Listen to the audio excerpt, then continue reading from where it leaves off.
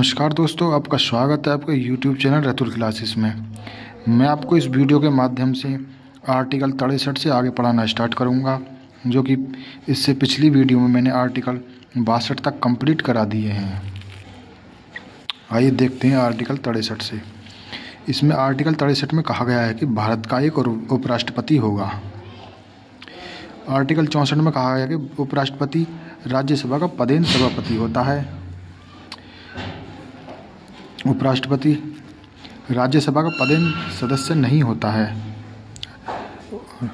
उपराष्ट्रपति राज्यसभा का सदस्य नहीं होता है।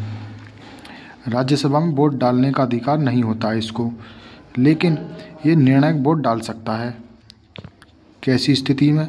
जब दोनों पक्षों की वोटिंग बराबर हो, तब उस स्थिति में ये अपना निर्णायक मत डाल सकता है, मत दे सकता है। इसमें लिखा भी गया है कि निर्णायक मत देने का अधिकार कब होता है? जब मत बराबर हों।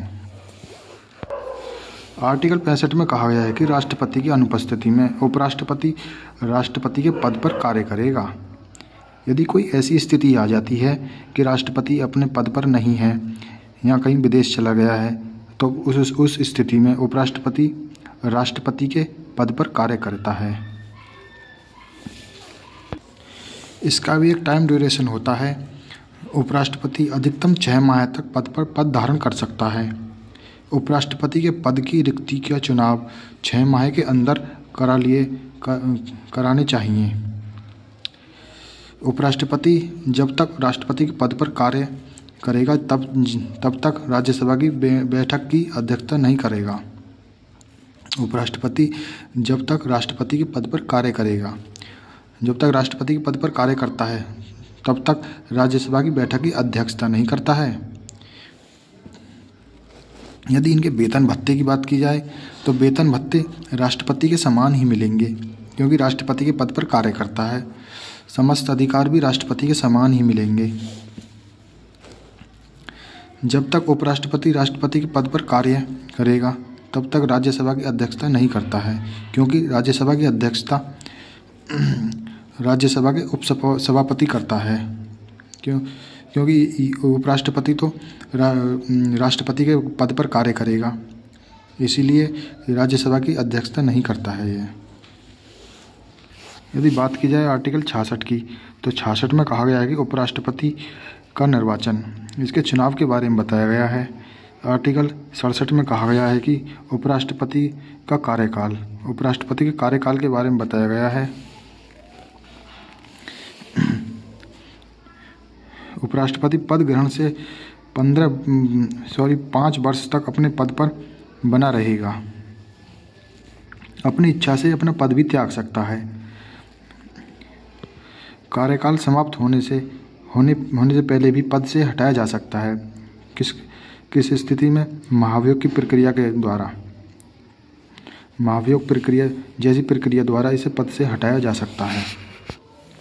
बात की जाए आर्टिकल 68 की, तो आर्टिकल 68 में कहा गया है कि उपराष्ट्रपति के पद की रिक्ति के लिए चुनाव 6 माह तक कराने होंगे। 6 माह तक समय दिया जाता है कि 6 माह के अंदर उसके चुनाव कराने होंगे जरूर। आर्टिकल 69 में कहा गया है कि उपराष्ट्रपति द्वारा ली जाने वाली शपथ, उपराष्ट्रपति को शपथ कौन दिलाता है? राष्ट्रपति द्वारा शपथ दिलाई जाती है। आर्टिकल 72 में कहा गया है कि राष्ट्रपति के पास क्षमादान की शक्तियाँ, क्षमादान की कौन कौन सी शक्तियाँ होती हैं? राष्ट्रपति के पास 3 प्रकार की क्षमादान शक्तियाँ होती हैं, जो कि नंबर 1 लघुकरण है, नंबर 2 है निलंबन, नंबर 3 है परिहार्य। लघुकरण में कहा गया है कि किसी भी सजा को कम कर देता है। लघुकरण में बताया गया है कि किसी भी सजा को कम कर देना, राष्ट्रपति द्वारा किसी भी सजा को कम कर देना। निलंबन में बताया गया है कि कुछ समय के लिए सजा को रोक देना। परिहार्य में कहा गया है कि सजा को बिल्कुल माफ़ कर देना। आर्टिकल 74 में बताया गया है कि कार्यपालिका की समस्त शक्तियों का प्रयोग राष्ट्रपति मंत्रिपरिषद की सलाह पर करेगा। और आर्टिकल 75 में कहा गया है कि प्रधानमंत्री की नियुक्ति राष्ट्रपति करता है। राष्ट्रपति को लोकसभा में बहुमत दल के नेता को नियुक्त करता है। यह बहुमत दल का नेता संसद के दोनों सदनों में से किसी भी सदन का हो सकता है। यह लोकसभा या राज्यसभा किसी भी सदन का हो सकता है। ऐसी और वीडियो कम टाइम में अच्छा कंटेंट पाने के लिए हमारे YouTube चैनल रतुल क्लासेस को सब्सक्राइब करें, बेल आइकन को दबाएं और कमेंट करके बताएं कि आपको ये वीडियो कैसी लगी। धन्यवाद।